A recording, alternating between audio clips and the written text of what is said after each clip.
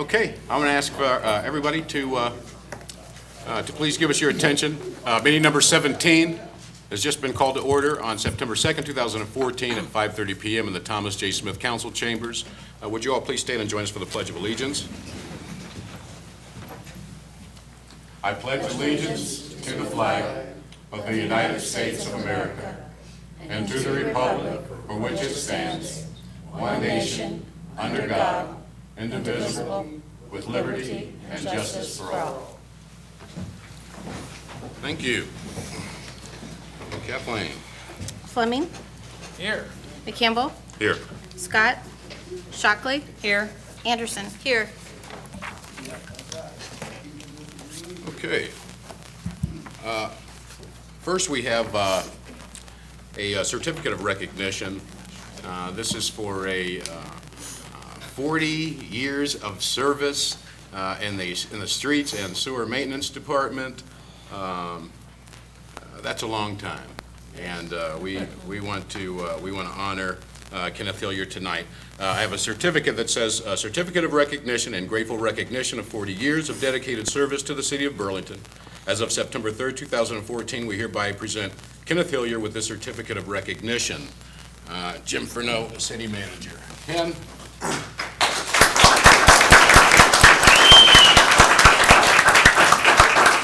What can we say to you besides the fact that you're old?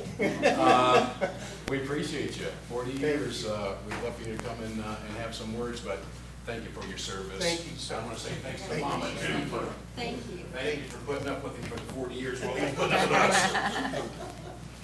Mr. Mayor, could you pose with him? Thanks, sir. Oh, he wants you. Would you pose those for a picture? Absolutely. I'll break it. I'm gonna break it.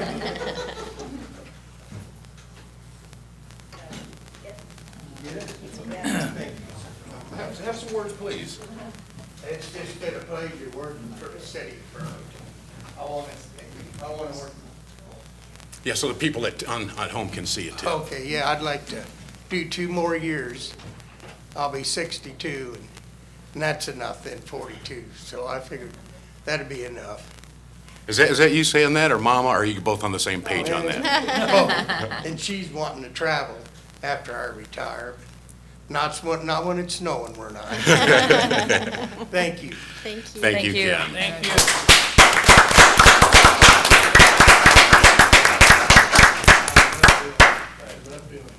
Thank you.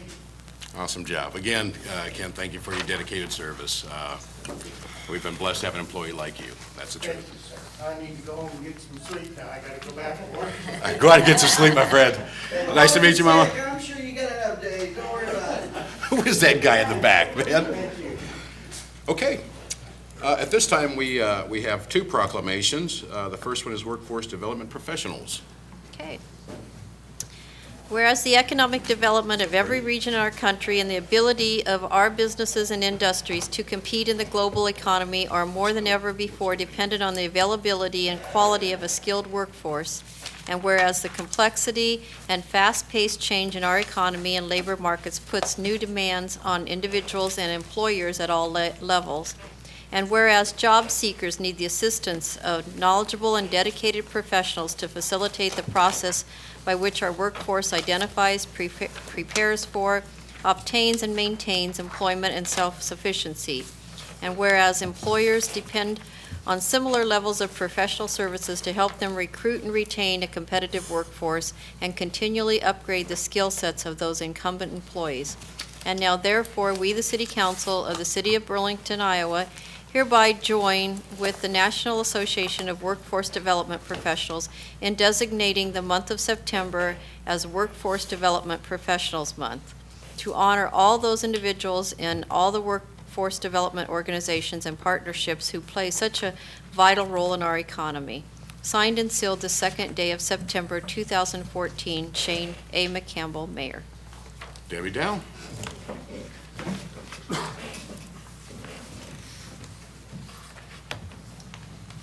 Thank you so much. Thank you. Thanks for all you do. Thank you. Can I just, Absolutely, Yes. please do. I'd like to thank the City Council and all of our community members in Region 16, where we serve Henry, Lee, Louisa, and Des Moines counties. we've partnered with education, business, economic development, and many community agencies to try to leverage resources and prepare our workforce so that we can retain the workers we have, upskill those workers, and also to bring new workers into the workforce. I've sent each one of you a personal invitation to an elected officials reception at our open house, September 15th at 1 o'clock. And I'm hoping that at that time we have a tour of the center. There are so many things that we offer at the center that people are not aware of.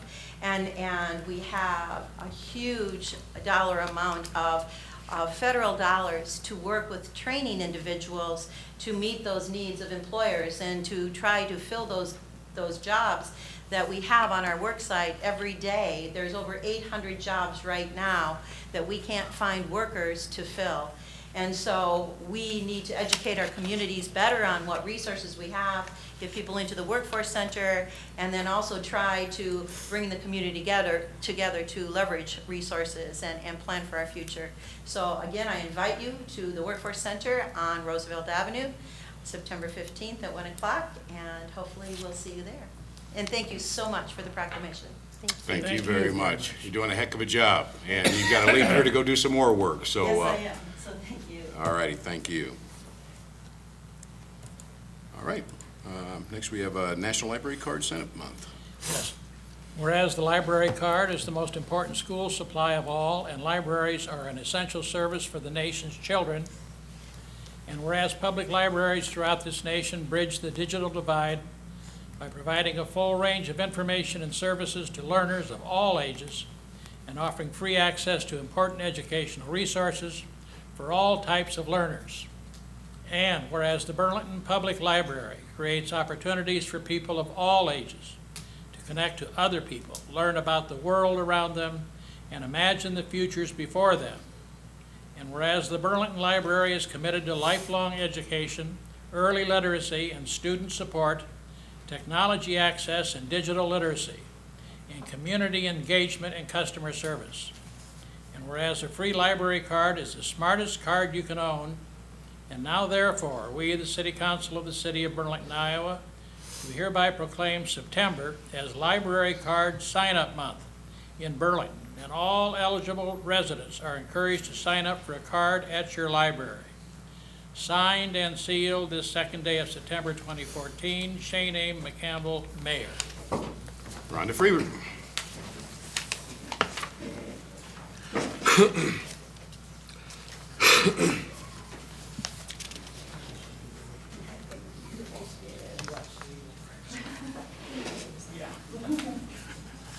He followed her down. Thank you so much for taking the time tonight with this proclamation. It's always nice to come in September and remind people of the value of having a library card. The American Library Association has been observing National Library Card Sign-Up Month since 1987. And each year at this time, it's the beginning of the new school year, so it's a good time to remind people that having a library card is an important part of helping people in their education, whether they're little ones starting school or they're adults who are just continuing to be lifelong learners. So I appreciate you giving me this moment tonight to remind people of that. And I encourage people to come down and learn about the services that we have, whether it's traditional checkout of materials or online resources that we have available, classes that we offer, all those different ways to help learn. So thank you so much for that. Thank you.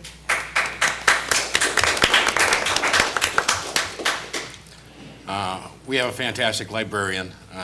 Her husband's got a bad attitude, but I'll tell you what, Rhonda, we do. We appreciate you. It's funny sometimes when I watch her talk about the library and stuff, she gets all lit up and everything, you know. We appreciate that. We appreciate that. Okay. First on the agenda tonight is a consent agenda. All items listed under item 1 consent agenda have been, having been discussed or considered to be routine by the City Council, will be enacted by one motion. There will be no separate discussions of these items. If discussion is desired, that item will be removed from the consent agenda, will be considered separately. Tonight on the consent agenda, we have finances and miscellaneous, minutes of previous meetings, payroll and city claims. We have beer, liquor, wine, and cigarettes, reports and bonds. We have 3 resolutions. The first is a resolution approving nuisance abatements for various properties. Second is a resolution approving the 28E agreement between the City of Burlington and the City of Mount Pleasant to provide mutual aid for significant emergencies.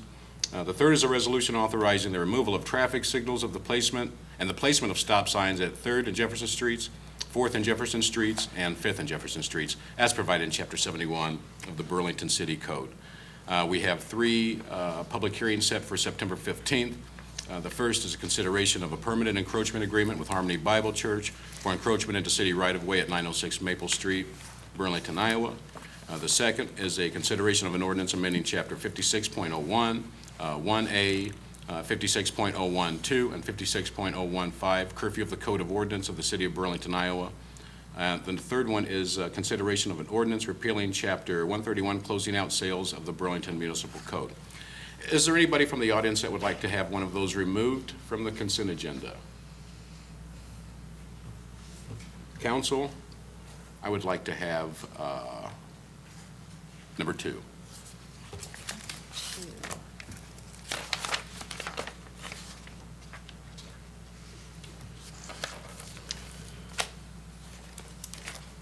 Okay, is that all then?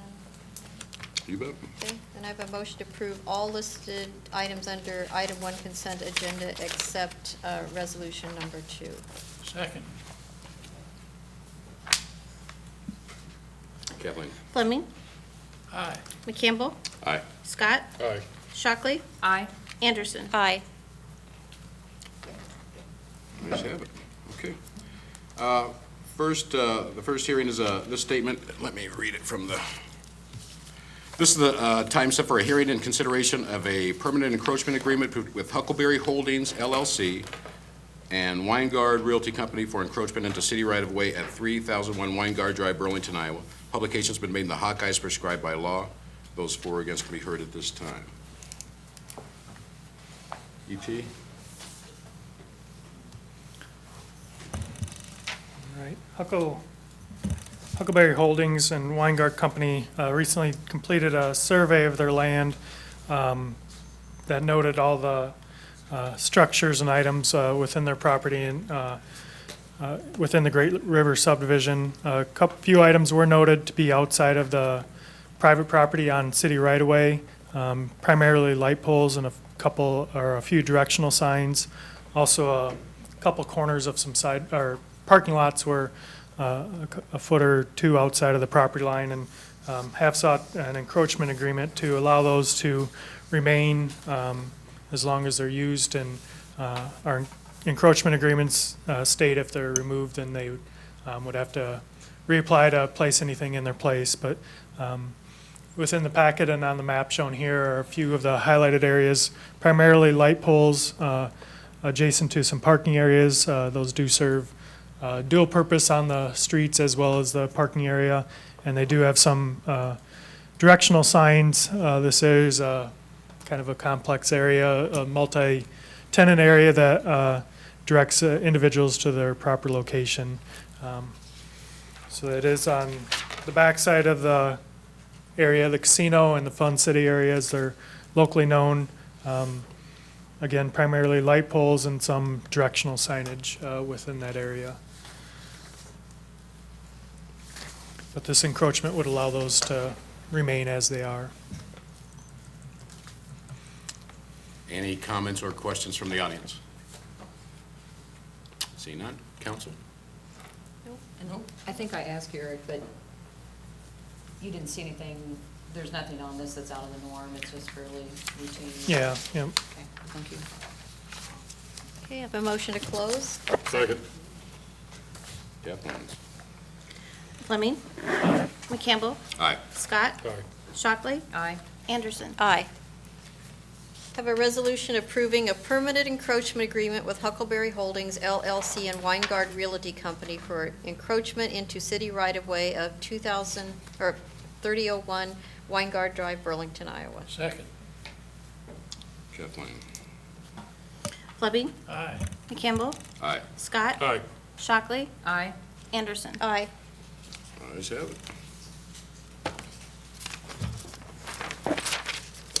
Okay. Ordinances.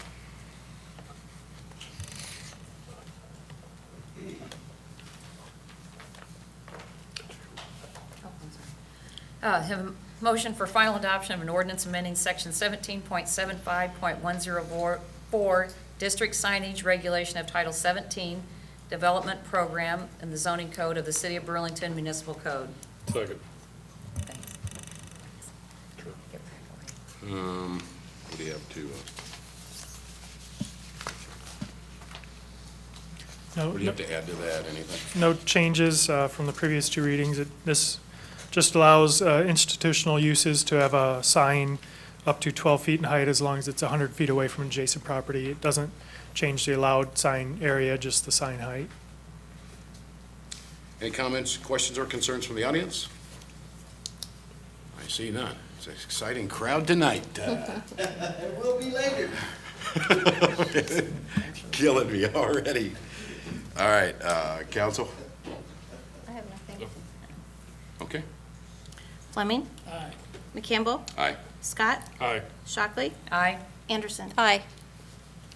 Ayes have it. Okay, I have a motion for the final adoption of an ordinance rezoning the property located east of Osborne Street between Franklin Street and Mount Pleasant Street from M1 Light Industrial to an R3 two-family residential zoning district. Second. Okay, E.T., do you need to add anything else to that? No changes again, just rezoning a property to be allowed to be used as residential at Osborne, Brooks, Franklin area, and making some existing residential uses conforming to the zoning map. Are there any questions or concerns in regards to this from the audience? Okay. Seeing on council, do you guys have any comments on this at all? No. Easy one. Okay, let's roll. Fleming, Aye. McCampbell, Aye. Scott, Aye. Shockley, Aye. Anderson. Aye.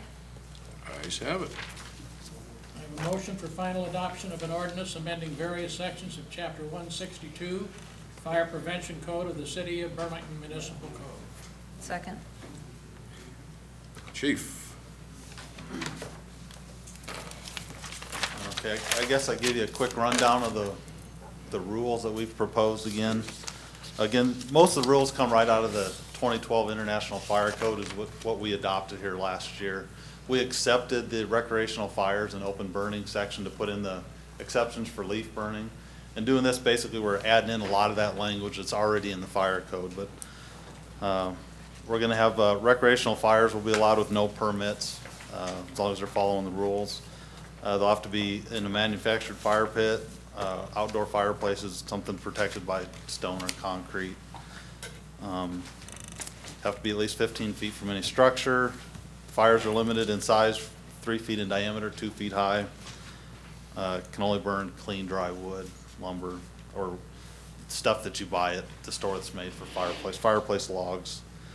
And the fires will be limited to between the hours of 11 a.m. and 1 a.m. And then, so that's the recreational burning. Then there's a couple other changes in there. It has to be attended by an adult, which is a change from before. And then, it also changes the authority to put the fire out rests with any firefighter and any police officer. So wouldn't have to necessarily be me going out there and saying, this is not allowed for health reasons or whatever reason there is for putting the fire out. So just opened up that authority a little bit. Any questions that you guys have from the chief? No, I feel like I've covered all my questions. Thank you, Chief. Is there anybody from the audience, except for Dave, that would like to say something in regards to this time? Yes, sir. My name's Jeremy McCoy. Can I have you come to the, Sorry. Hi, my name's Jeremy McCoy. I just need you to, I'm sorry. I need you to, when you come to the front, I need you to state your name and then your address. And Okay, then, I'm sorry. That's all right. Jeremy McCoy, 2921 West Avenue. Okay. I'm recently moved here 2 years ago, from over by Tumble, Bloomfield, Iowa area. Welcome, welcome. Thank you. My whole life, I've always been able to have a campfire in my backyard, be it for my kids, whatever. When I moved to Burlington, I was very surprised that you couldn't burn sticks, stuff that's fallen from your trees, decent size, not talking a bonfire. When I heard that, you can't burn, I found it was ironic that You can have a wood-burning boiler in your backyard, a wood-burning fireplace in your house, but you can't have a fire in your backyard to enjoy with your kids, have s'mores, hot dogs, whatever. I think it's a very good place for not just families to congregate, but neighborhoods to come together, have your neighbors come over, get to know them. Oh, that was good. I just find it very ironic that you can't. So I just wanted to come down, never been to a city council meeting before, just to voice some opinions. I've got. Don't know me. Don't know Dave? Don't know Dave. I've got 3 ash trees in my yard. That would save me a considerable amount of money if I could cut them up in small pieces and burn them in my firing in the backyard. I live on a 1-income family and I support my 2 daughters and my wife. So it'd save me a bunch of money to cut them down myself, let alone to have someone haul them away at additional cost. So I guess that's all I really got to say. What's your first name again? Jeremy? Jeremy. Thanks for coming down. No problem. Dave, I want to remove you here in about 5 minutes. After I'm done talking, Well, come on then, come on. Mr. Finch, no. Gentlemen, you go first. Who's running the meeting? Go ahead. Well, I'm about to get him here. I'm going to wait till after the meeting. Council members, Mayor, my name is Joel Bainey and I live at 1924 Vaught and I have since 1975. When I have a fire in my backyard in a authorized container, probably with food available, based on the old law, if we had food, we were good to go. What I have becomes a neighborhood watch, something that really needs to be done. Most of you probably don't know where Vaught Street is in Burlington. Yeah, I do. know. I know. But a lot of people And don't. the police and the fire don't come out there very often, and we have maintained our neighborhood nicely for many years. I hope that on a complaint-driven ordinance, that the officers can explain to you what the difference is between a complaint and a complainer. I hope that the police officers, when they get the call, and they've been doing it for years, and they've been doing a fine job. I used to do it when I was a Burlington police officer. We'd go out and talk to the neighbors, we'd sit down with them, we'd listen to their complaint, we'd go talk to the person and find out if we had a genuine bona fide complaint. If we had a problem, we took care of it. Doesn't have to be a slap to anybody, just, and Mr. Fleming, I'm not sure where I fall in the senior category. I'm not a real senior. I'm not a junior senior, but I am a senior. And so I am here to support this. I believe it's a good thing. Fires have been business ideas for years. Cowboys, cavemen, campfires, Boy Scouts, I think it's needed. I'm done. I'm gonna, And I did not talk to anybody. Dave. Okay, but no, point taken. Is there anybody else, is there anybody here that is against the ordinance? Mr. French? Good man. Is that correct, Mr. French? Yeah. Hi, Mark French of 601 Harrison. I was wondering if I could just ask a couple questions to get some clarification. I've heard talk about the provision for people that have physical difficulties with wood smoke. First, I'm curious when someone would call in with a complaint, whether it's that person's responsibility to identify the source of the fire, or okay. And when someone responds to a call, would it be the discretion of the city official to determine whether it is a real nuisance, or go by the word of the person calling? Yes, it'd be up to the official. Okay. Well, I hope the council would realize that we all have a different physical response to smoke in the air and toxins in the air. What some people may not have a problem with does cause discomfort to other people, and to others still it could have real medical issues. And so I'm a bit concerned that it be left to the discretion of the city official as to whether it really was a nuisance or not. And I don't wish to rain on anyone's parade. I've never never complained about my neighbor's smoke. And my concerns about physical discomfort are not coming from my unrealized imagination, but they come from my own personal experience. I don't want to be against what people, what people of good faith are for. I don't want to rain on anyone's parade, so I'll just finish my comments by telling you what I am for, what I do support. I do support citizens building recreational fires in the many locations that are provided to them in our public parks, where there's plenty of open space for the smoke to dissipate, rather than in close proximity to many neighbors. I do support placing public health and clean air above the convenience of some citizens. And I do support the ability to breathe in clean air without needing to be a complainer or seeking remedy for things that cause physical discomfort.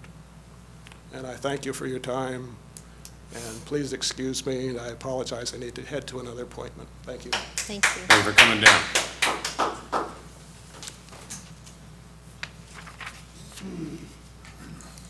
Shalom, Mayor, Shalom. Council. I'd like to apologize to the mayor. I've been a little harsh at times to him. Not being not provoked, but I... You mentioned your name and your address. Oh, sorry, Becky.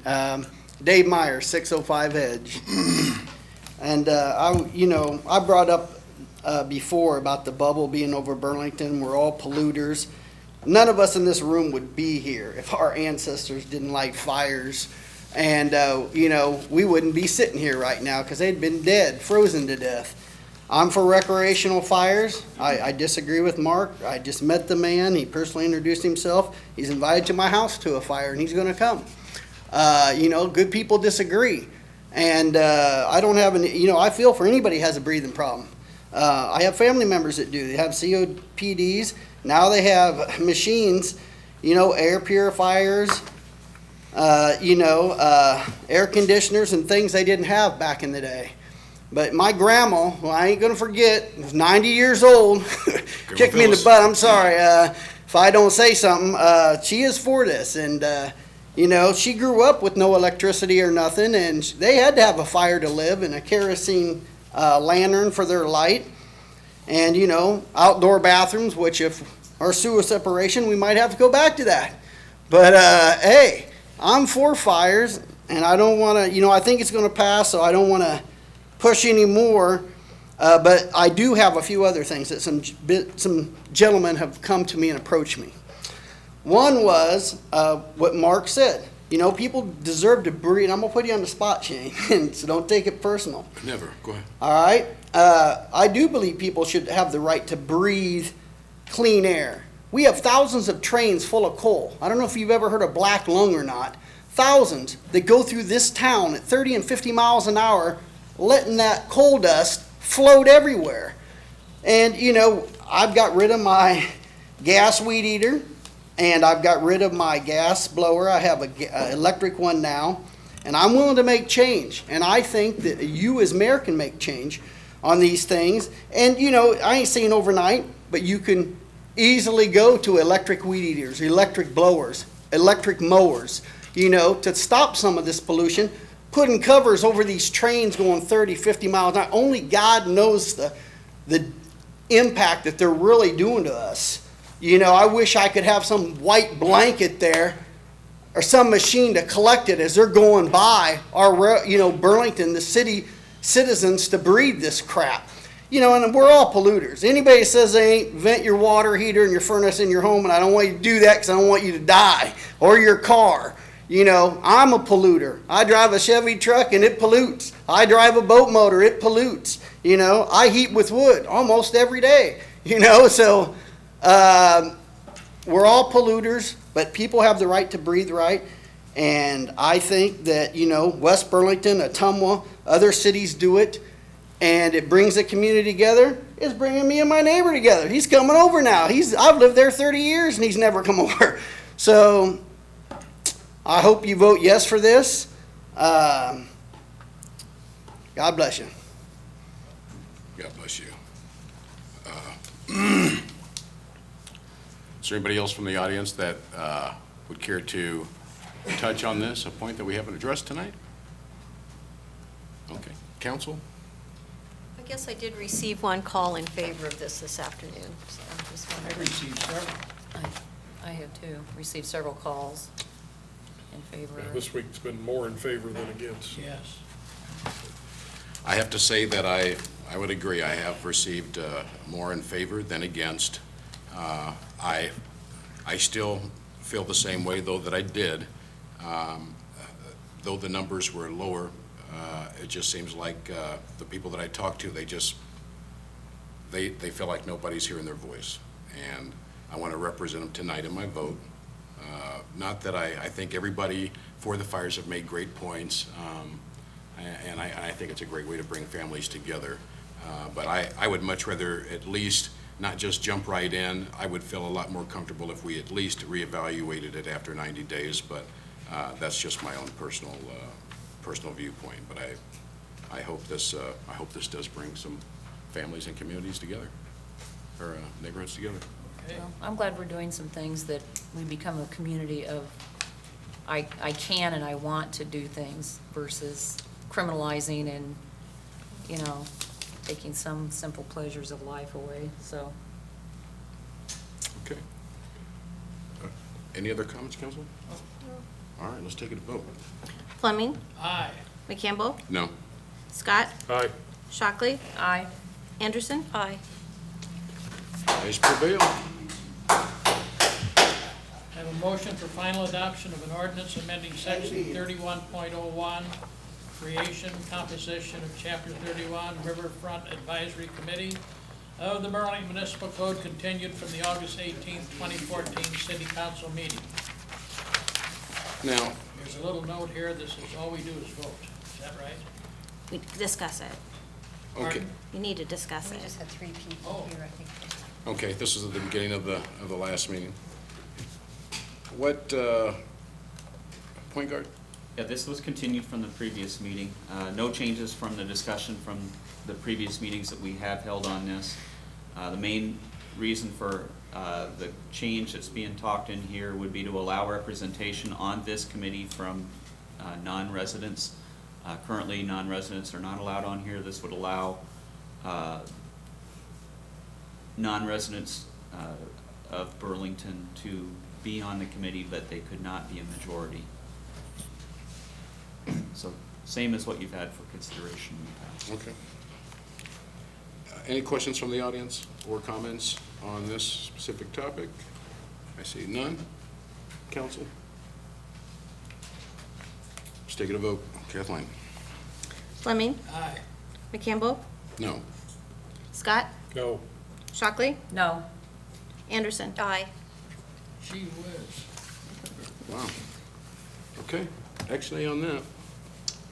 Jimmy? Have a resolution approving administrative fees for parking violations of the city of Burlington, Iowa. Second. Who's bringing that one? I guess I wasn't thinking about Stephanie not being here. This was discussed at the work session. This would be a fee for those parking violations that we have to send to the Iowa Offset Program or to a collection agency. This would be an administrative fee on top of the regular fee. It is not a change to the regular fee structure. This would have an administrative fee with Iowa Offset of $7, flat fee, administrative fee when we go through a collection of $5 per ticket. So this is to help offset our cost of This collecting. offsets our cost for going through these processes.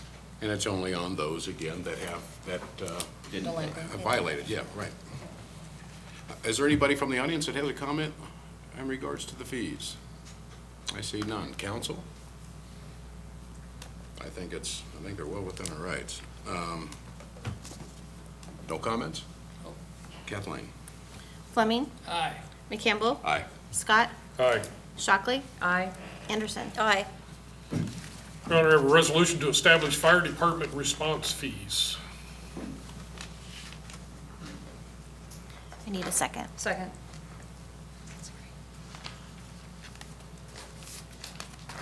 Yes, do you have any questions about the fees? I just want to give a quick tap dance on that Okay. again. All right. The three fees that are proposed are the motor vehicle fire fees. So if we responded to a car fire and we put the fire out, we pulled the hose off the truck and put out a fire, there'd be a fee for that. Motor vehicle accidents, that's if there's an identified responsible party. I think everybody knows we go on a lot of car accidents. I'd say responsible party. A lot of times it's I'd say the irresponsible party, but somebody that's at fault of the accident, that's who would get the fee. If there's no responsible party, then we wouldn't issue a fee there. The grass and brush fires, that's by the hour, and that's if there's more than one resource needed. So if one guy or gal can go out in a pickup and it's a small brush fire, just put it out real quick and leave, there would be no fee for that. So if it's something where we're taking a brush truck and a tanker and a lot of personnel to go out there and put the fire out, then yes, there would be a fee for that. Who gets charged for that? The property owner? The property owners. In the case of the one that you responded to on Agency Street, some kids were down in the woods playing with matches and started a fire. The property owner would have been charged for that even though they weren't his kids? I don't know. I don't think so, no. Maybe I should- Because isn't it set up? That's a good question. Isn't Yeah, it set and up normally that- that's the kind of stuff that, I truthfully, when I wrote this, I'm more thinking outside of the city of Burlington, because that's where we get the grass fires that take up a lot of time. Normally, the in-town stuff, it's not a big deal, because we don't have large open spaces and CRP. And a lot of the ones that we go to, it is the property owner that started the fire thinking, I can take care of this myself, it's not gonna be a big deal, and then it gets out of hand. That's normally, and that's really what I'm aimed at here, is the ones that we go out and spend a lot of time in town. I'm trying to think, did that one on Agency, I'm not familiar with that call, but I know we've had calls like that in the past where kids have started fires, but normally we spend more time trying to figure out who started it than putting out the fire, and I don't think it would require a lot of resources. I guess what I was getting at, if you can identify the person that started the fire, they would be the ones Well, that they not wouldn't necessarily get a fee, but they would get charged. I mean, Right. criminal, they'd get a ticket. I should say, they wouldn't be charged a fee if someone else were If identified. it was, like if it was arson, yeah, no, no. Or somebody throwing a cigarette out a window and starting a fire No. along the property, no. The property owner wouldn't No. be charged for that. No.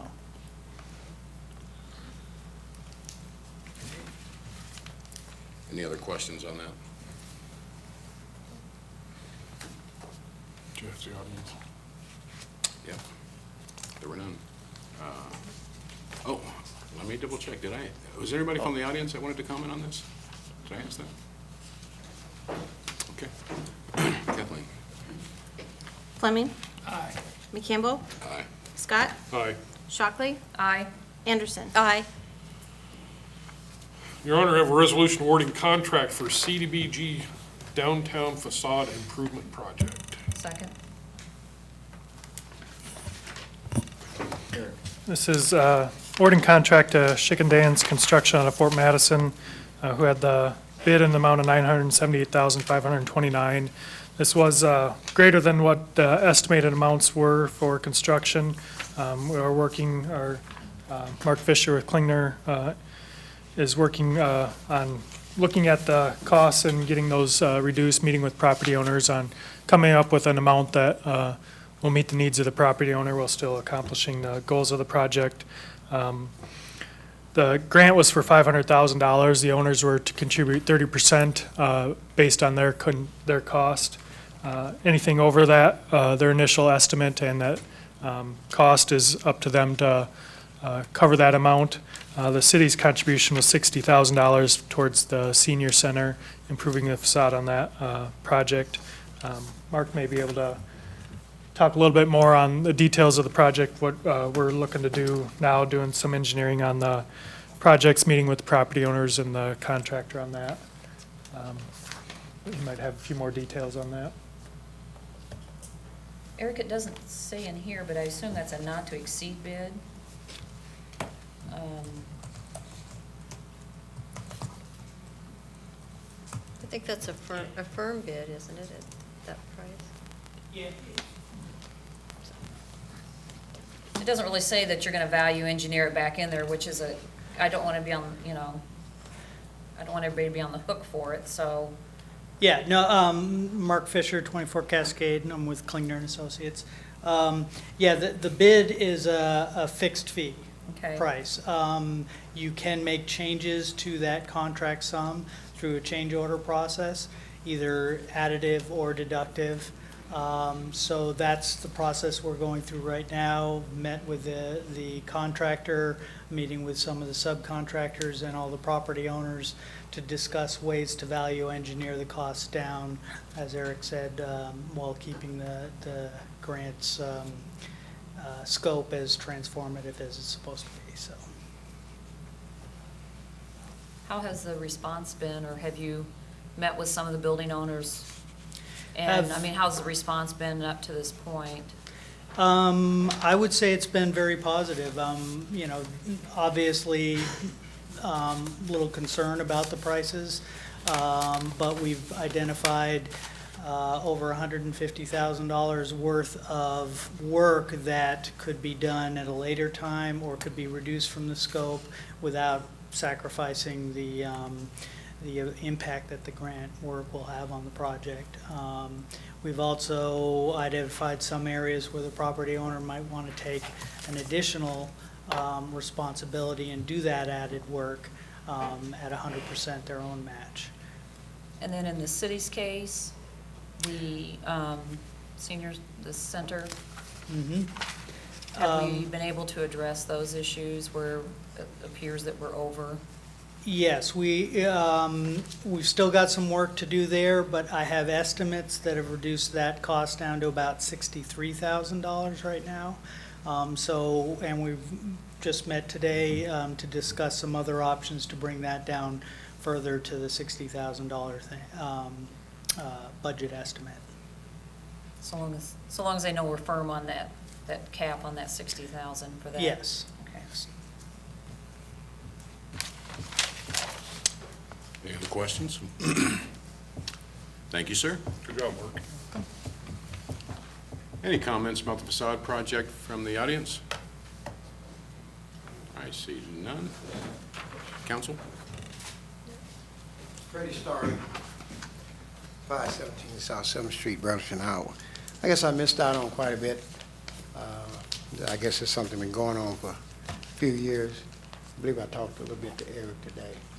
Yeah, so I'd just like to sit down if you just explain this a little bit to me, if you would. 500-some thousand, what is it, $5 million? Is that, am For I the not facade right? project? $500,000 grant. Yeah, okay.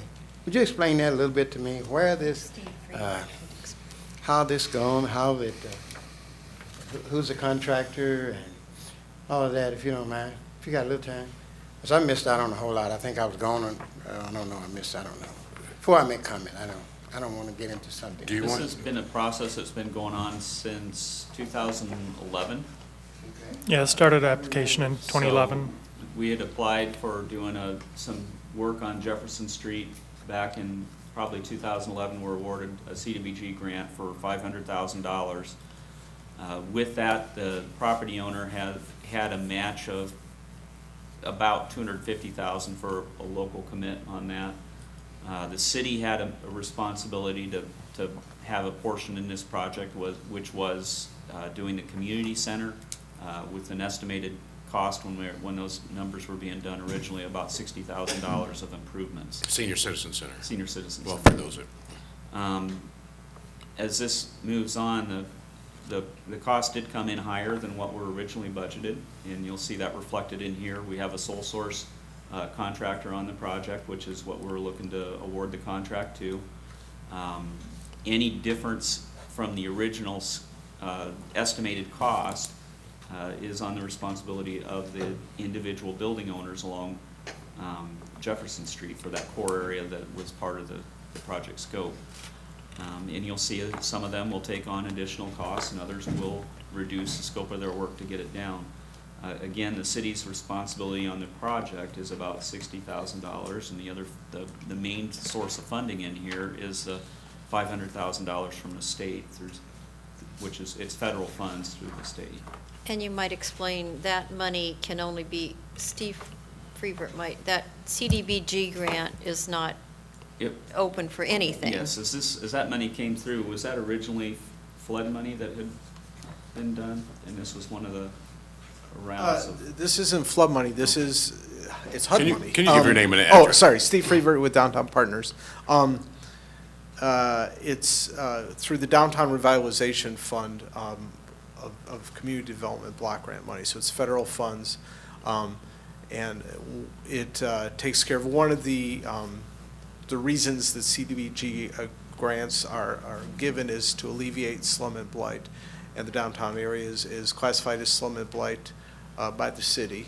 And so this application, I think we started discussions in 2011, the application was made, and I think the grant award in 2012. As Mark said, it needs to be transformative. We can't spread a $500,000 grant over 46 blocks of downtown and expect you to see much of a difference. They want to see it in a very tight geographic area. So we talked to property owners along 3 blocks of Jefferson for 300, 400, and 500 blocks. Originally the 600 block as well, but unfortunately the property owners there that were interested were ineligible because the rear of their property is in a flood zone. So that narrowed it down a little bit for you there. Yeah, Eric maybe is better at... Well, downtown's in an urban renewal area, the neighborhood development urban renewal area, and specifically on Jefferson Street, we had to identify slum and blight conditions, vacant housing, deteriorated conditions, or vacant structures, deteriorated conditions for this area and for the structures that were applied for. So that was part of the application process, was identifying those for this project. And it's really a balancing act because when we apply for the money, we know they're not going to award a grant if we have really great looking buildings. So for instance, something like 416 Jefferson, the Methodist Church loft, it's all redone. There's nothing slum or blight about that. On the other hand, they're not going to award grant money to vacant properties that have been deteriorating for a long time and have no plans for change. They want their money invested where it's going to make the most difference. So we kind of have to hit that middle. Properties that definitely need some help, but that there's also a plan to put them into use or keep them in use. Now, let me have you clarify this. We couldn't just pick any area and do it. There's still guidelines that could you expand on that? It needs to be, I believe, and Eric can correct me if I'm wrong, that it needs to, at least for the slum and blight part, it needs to be a defined area. And this is just one portion of CDBG funding for the community revitalization funding, because it can also be used for public infrastructure improvements, things like that. But this, they draw a line around, the area that includes the downtown. And I should mention, Downtown Partners is not the applicant. We assisted with the application, but we're not the applicant. We're not the recipient. We're not the pass-through. We're the cheerleader in this. And as Mark said, we've been meeting together with some of the property owners. I'm very pleased with their response. They know that their buildings need work. But they also know that investing in them now is an investment in the future, so it's going pretty well. And this is not like $500,000 that comes to the city and the city gets to choose what to do. This is something that was a competitive application within the state of Iowa. Yeah, the state started this, the Downtown Revitalization Fund, through CDBG a few years ago. We got in about the maybe second or third year of that, and early on, before many people knew how to use it, the matches, the local match was as low as 10%. Now I'm hearing it's over 50 or 60%. It's gotten very competitive, so I'm glad we got in at that 30% match. And to address your question, we can actually, and I know everybody in the room is thrilled to hear this, we could apply for this again because it's been so much fun the first go around. But we're going to try to finish this one first. But it's fairly specific oriented. You had to have a plan for a specific area and how you're gonna bring it back. It wasn't something where you're just scatter throwing the money at it and saying, do what you wanna do with it. Exactly right, yeah. And the other component is a really complicated process. The other component is that the city actually holds an easement on the facades of these properties, I believe, for 7 years. So if any changes are to occur to the facades, they'll have to get the city's permission. And that's because community development block grant dollars cannot directly benefit a private property owner. Any other comment or questions for Steve?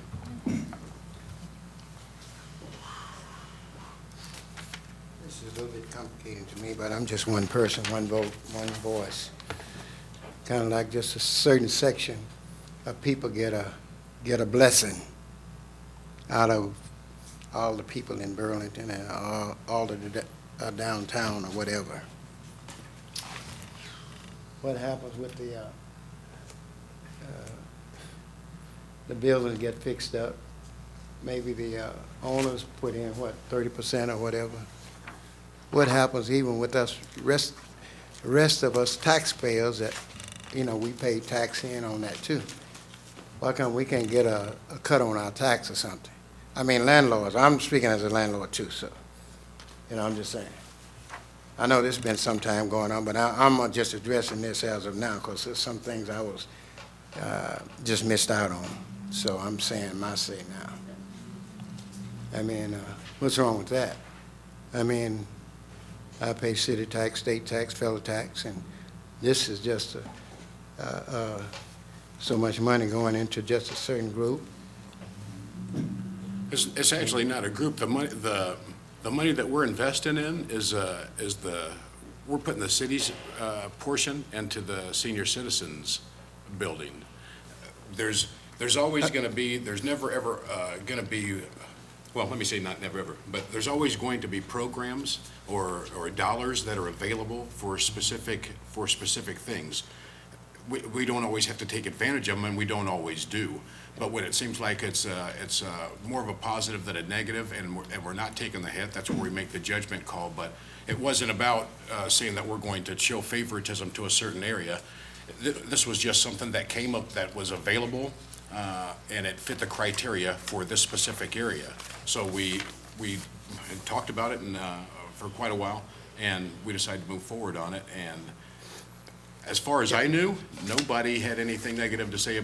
Nobody came, well, I know for a fact, nobody came and said anything negative about it, but it's not about taking money and just saying, hey, we're going to take this group and we're going to do something for them. It doesn't come down to that, but there's always going to be, next year, who knows, that there might be some money that opens up for a specific project that the state says, okay, well, we'll give you money for this, or we've got a pool of money and it can be used for this.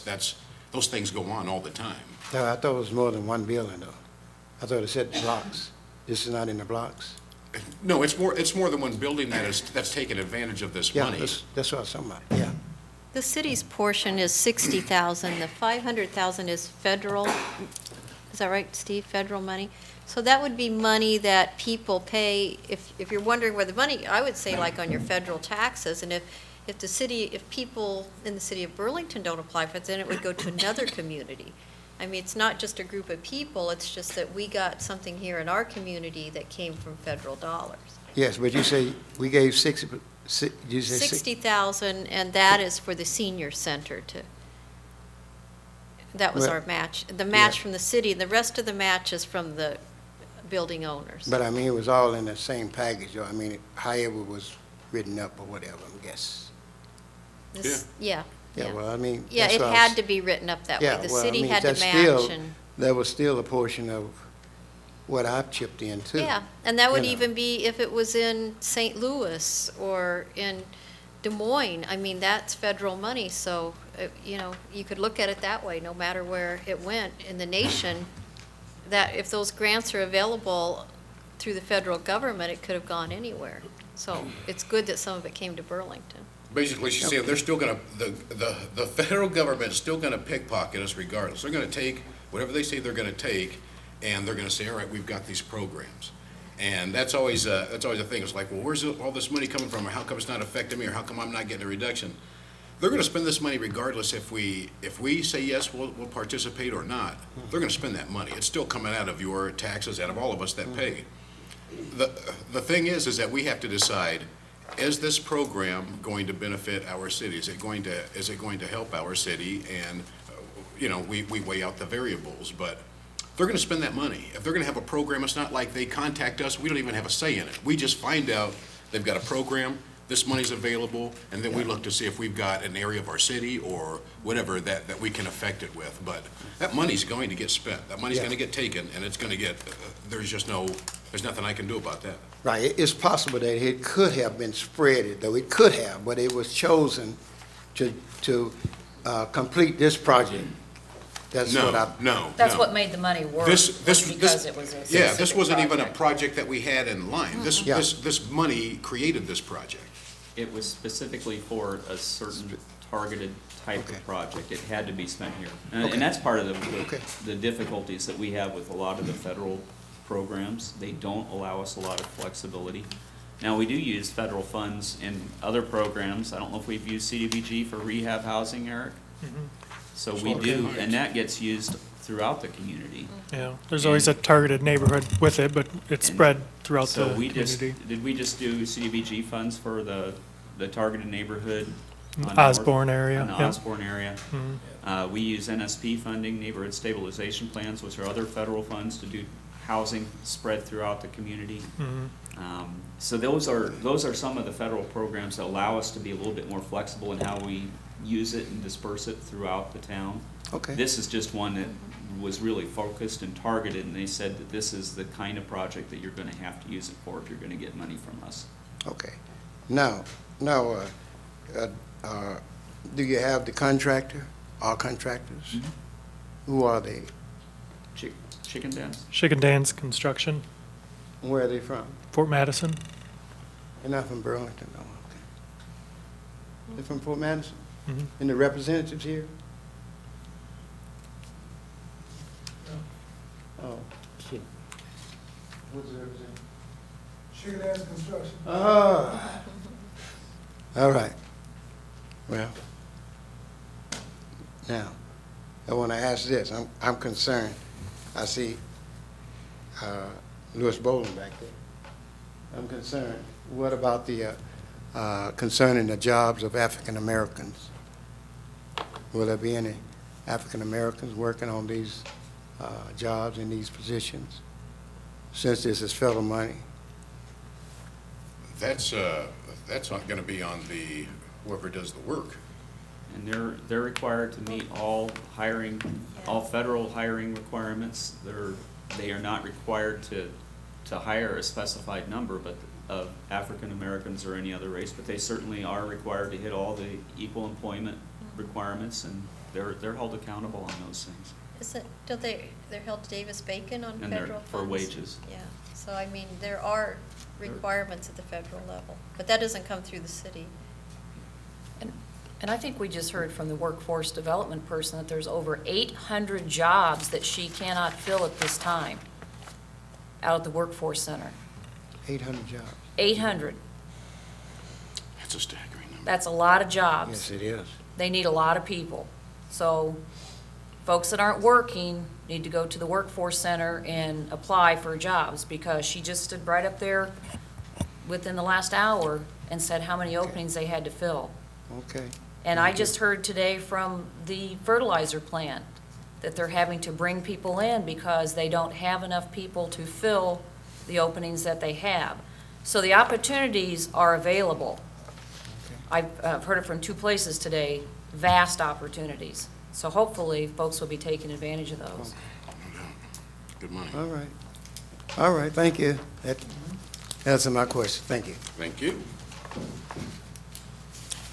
Any other comments or questions from the audience? I see none. Council, any other comments on the? All right, let's push it to a vote. Fleming, Aye. McCampbell, Yep. Scott, Aye. Shockley, Aye. Anderson. Abstain. Your Honor, I have a resolution approving a 2080 agreement between the City of Burlington and the City of Mount Pleasant to provide mutual aid for significant emergencies. Second. Apparently, I thought we had beat this up, but apparently somebody missed a meeting. So can you explain just briefly what this means and that we're Oh, sure. not It's just the selling standard Burlington? mutual aid agreement, and I'm not sure how many we have, 20 or 30. And they come up for review every so often, and Kathleen sends me the notice that, hey, this contract is up for review or renewal. A lot of them, like even this one, if we didn't do anything, we still have one that's in effect until one of us says, we don't want any part of it. But this is a new, we record them with the state, now they're 2080. I'm not sure exactly what difference that makes, but they want all mutual aid agreements to be registered with the state, which Kathleen and I do after they're signed.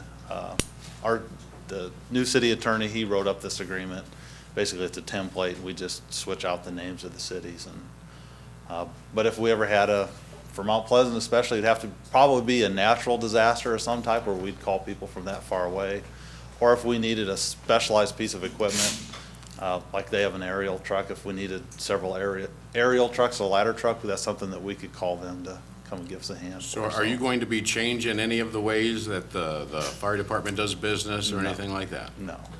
Okay, thank you. Yeah. That's all I Okay. just wanted to make sure All that right. that was said so I don't get beat up later on tonight. All right. Okay, any other comments?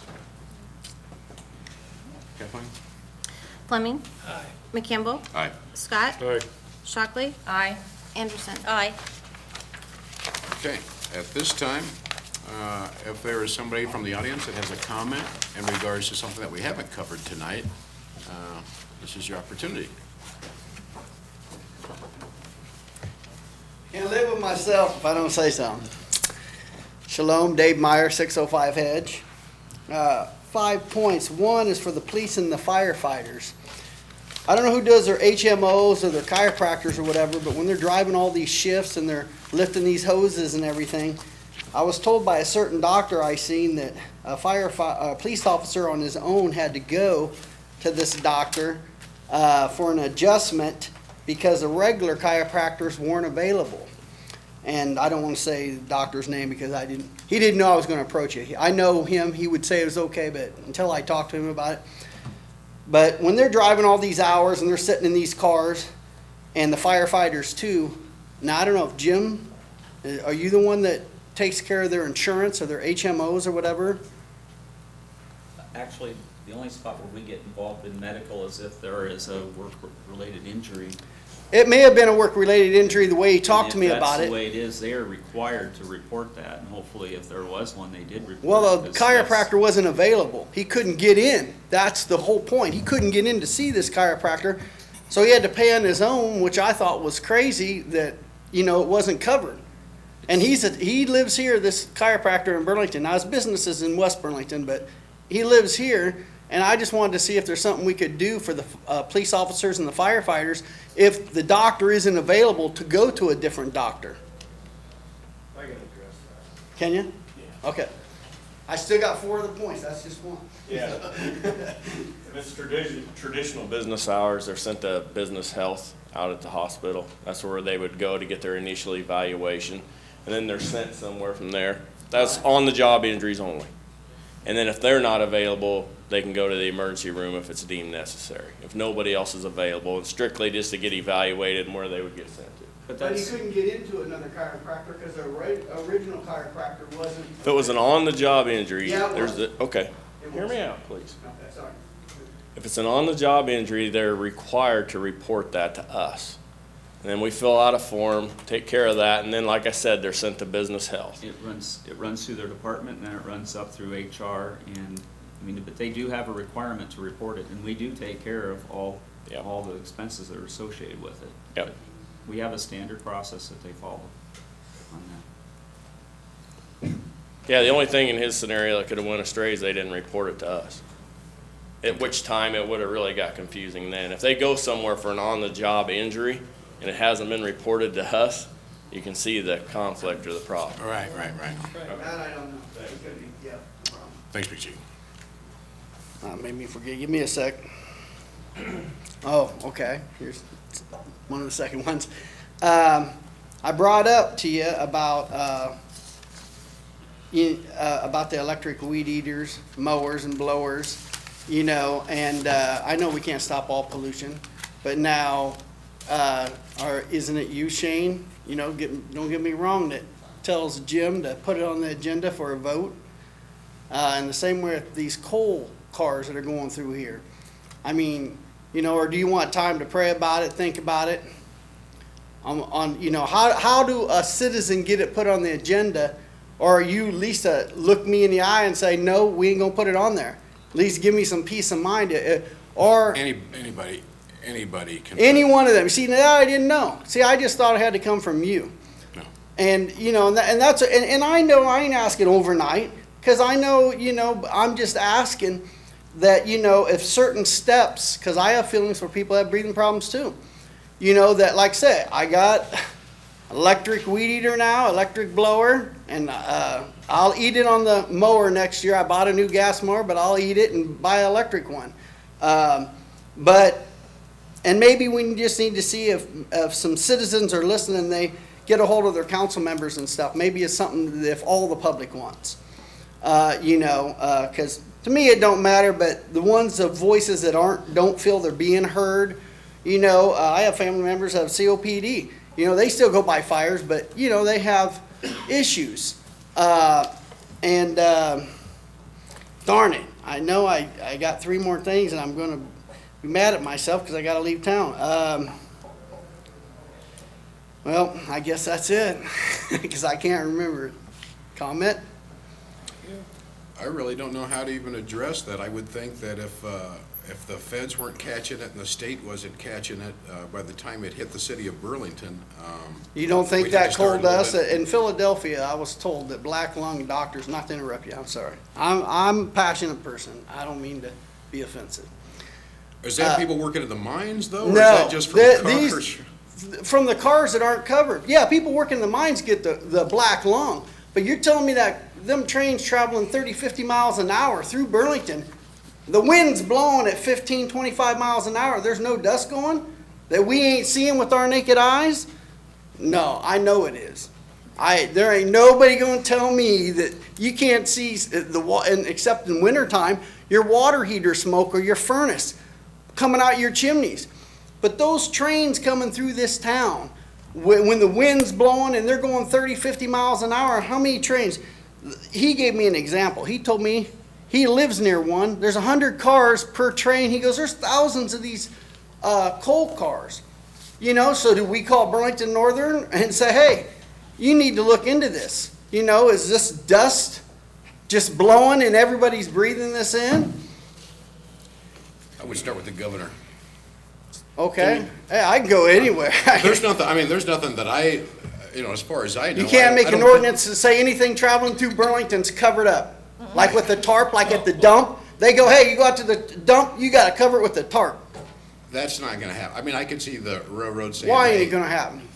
What, where they're gonna say, hey, we're about to hit Burlington city limits and we're gonna cover it up. They're with the gonna tarp? cover it, or you're gonna get a class action lawsuit against them. They'll just go around Burlington. Well, good, and that new train bridge they just built can be tore down. I'll tell you what, man, it's a little bit more complicated than that, but I don't know, that's something I never even. So looked here we into. couldn't do anything at this level. No. That's what you're saying? No. I'm saying I don't even know where to start on that. This was, you know, I've never looked into that or even thought about it. I didn't either. I can't take it was brought to me by a businessman that he was doing some work for me, and he says, we were talking about the fire pits and stuff, and he goes, well, why don't you bring up this? And I thought, I never thought about it. I sit at the train when it's going by. My window's down. I'm like, hey, you know, somebody could get a big lawsuit here, so maybe some lawyers look into it. All right. Happy birthday, Becky. Oh, thank you. God bless y'all. Just stole my thunder. All righty. Anybody else from the audience? Okay. Point guard, comments? Well, first, a couple of you took a tour today. Yes. How did that go? Actually, really good. I was going to mention that. We took a tour to the fertilizer plant. It was quite impressive. I was kind of blown away. It's a little city right down there on the premises, or right on the site, and they've got just about anything you would need down there, from power to water treatment. It's pretty impressive. The rest of you have a chance, opportunity to sign up for a tour next week on Friday. And at that time, the governor will be speaking as well down in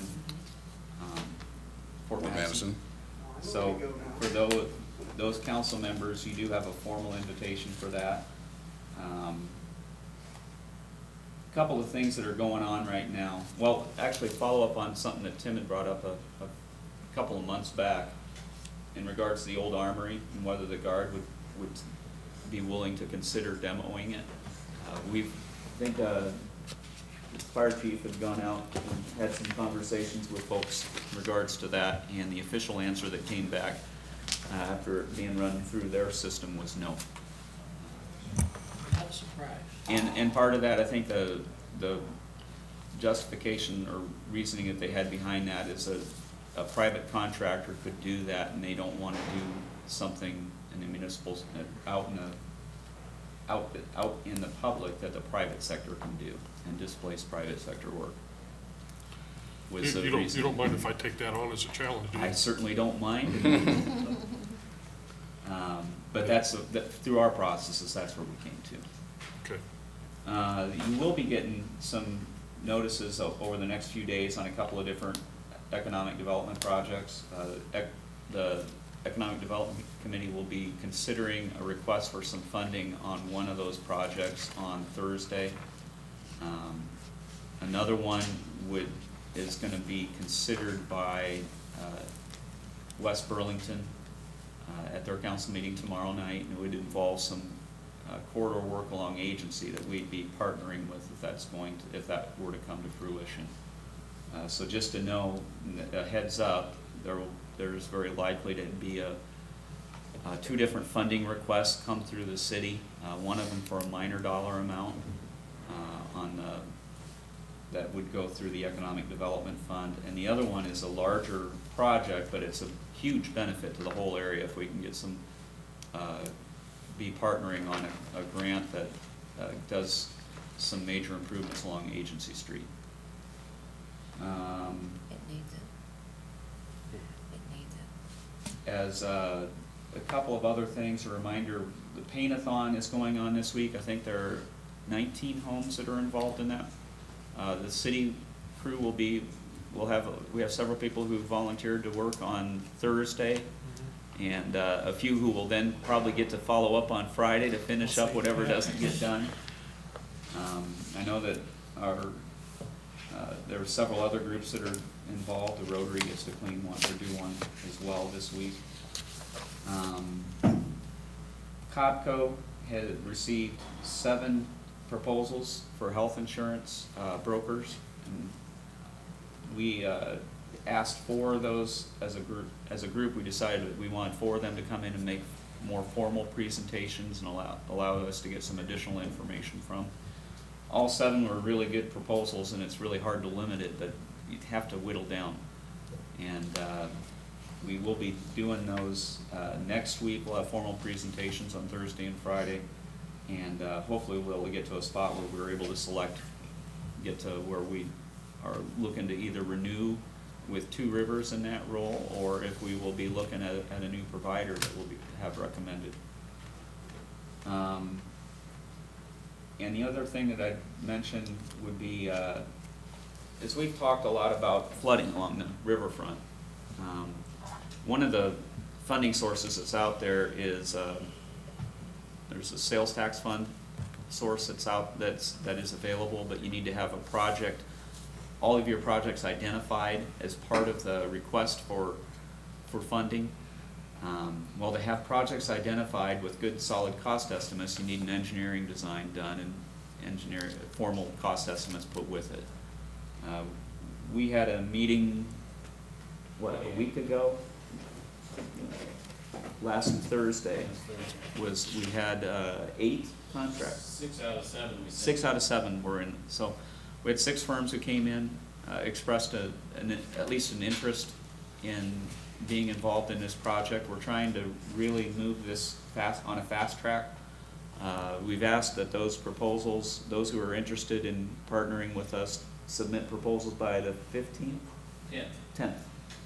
And then our goal will be the week of the 17th to try to select probably a couple of those to come in and make more formal presentations. And if we can get things going, we would like to, at the work session at the end of the month, if we're able to get down to one engineering firm, have a special meeting at the front end of that to select a primary firm.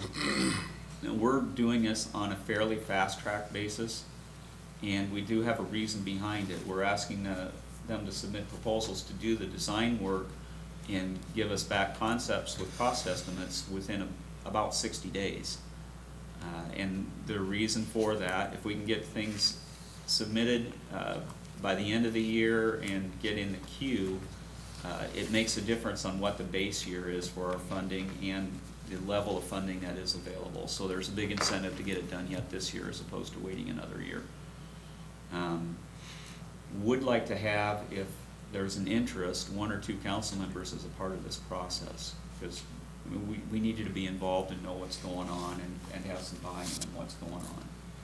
I don't need an answer today, but fairly quickly, 1 or 2 of you that are willing to volunteer and be a part of that, it would be great. We'll do that. I'd do that. Leave it up to the mayor, but I'd be happy to if you. And I'm willing to. I'm good with that. Well, if that's the 2, that's fine, but make sure that you're all comfortable with how that works out.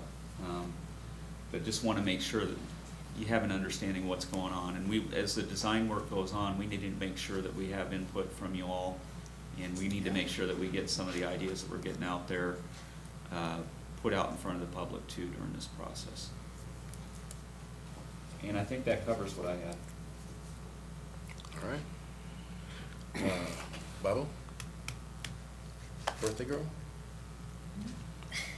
I just want to say a big thank you to Alliant Energy. I want to just throw this out there that if you recognize a light, a street light that is out, or that is constantly flashing and won't stay lit, you can make a phone call to Alliant Energy. They will replace that, and I'll tell you what, most of the time they do it in about a day's time. So appreciate that. I won't throw any names out there. I don't want anybody to get a big head, but I do appreciate Alliant Energy. Also, just want to say again, happy birthday to Councilwoman. She's 29 again.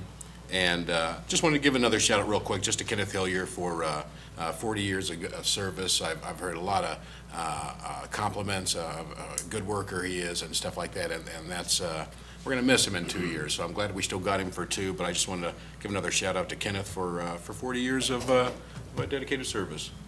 Mr. Scott. Sorry. That was good. That was good, Dan's though. not here. He's rolling. I hope everybody got a chance to read yesterday's paper. There's a lot of momentum going right now for the Burlington Reserves, and I think you read where Grow Greater Burlington has contributed $10,000 with a 100% vote on that, and we're hoping to hear back from Crime Stoppers tonight on another $5,000. And Chief, I don't know if you've gotten a tally what's come across your desk yet. Yes, 1,000-ish. 1,000 each. That's pretty good. I got another $100 to add to it tonight. A guy dropped off to me, so we've got some plans in the works, but ultimately we want to be done by November 1st and have enough funding in place to fund 10 officers. Chief thinks he's going to take 2 to 3 years to get all 10 of them trained and in place, and I think it's going to make a world of difference for him and his troops down there, and it's going to be good for the community, and it's going to give us potentially a resource for future full-time officers. So, I just can't see any bad coming of it. So I'm glad the chief brought it up, and I hope everybody supports. We'll jump on the bandwagon and support it. And if you get a chance to talk to anybody about some funds here and there, please do so. And I think the council members that have contributed personally already too. So. All right, that's all I got. Becky Shelton. I have a couple of things. It's too late to do anything about it now because we're past the last holiday, but if we can remember that one of the nicest things that Burlington has is our riverfront and be a little more attentive to the ramps, docks, and that. And I know that we just went through a flooding time period, but there were some fairly scurrilous things posted on social media about how that we're not caring for that, and it's, you know, people are not wanting to boat in this area because we're not doing the things we should be doing. And my guess is that, we're using hotel motel tax and all kinds of other things to keep those things clean. I hope that we can try to reallocate what we're doing down there and try to I know some of them need some work, but I mean, I went down and visited too, and it's not as inviting as I have seen it in many times. So I would hope that it would become more inviting to do that. So, but on a good note, I want to reinforce what I said earlier about when Deb Dow was up here talking about Workforce Center and the amount of job openings that are in this area, and those folks who are not familiar with the Workforce Center. I have worked with them before in business, and they do a great job. And I think if folks are dedicated to working and they want to work, it sounded like she has 800 job openings in this regional area. So I'm hoping that people get on the bandwagon and we see a lot more activity in the community that way. All right. Yes, Mr. Morris. Radio show tomorrow. That is going to be Councilwoman Anderson, possibly, and Councilman Scott. Okay. If there's nothing else. Okay, thank you. Motion to adjourn? I move we adjourn. Second? Kathleen? Fleming. Aye. McCampbell. Yes. Scott. Yes. Shockley. Aye. Anderson. Aye. You know with that? Yep.